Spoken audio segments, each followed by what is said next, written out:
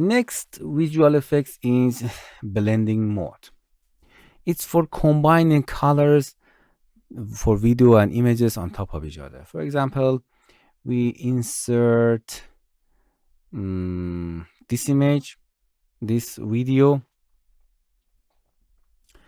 Where was that? For seeing that, it's here.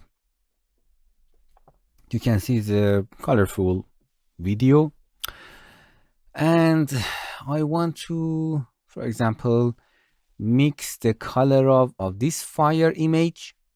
You can see it's at the top of the video with the, for example, this is our image at the top of this video here. You can use visual effects blend mode. For doing that, drag and drop blend mode on this fire. Nice.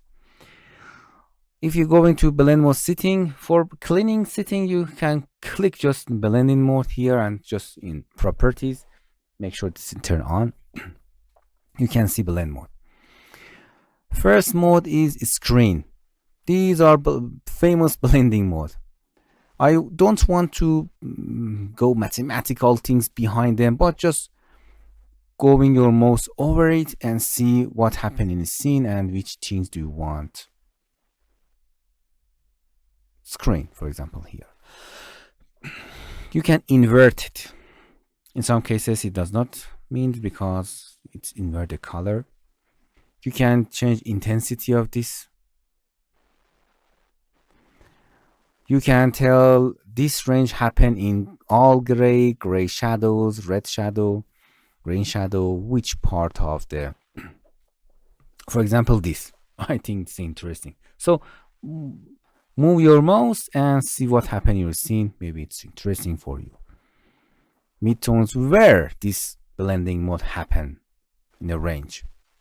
Okay, you can see it, or you can change it with this graph that you want. In which area do you want this happen? Okay, as you can see, change them and see what happened in your scene.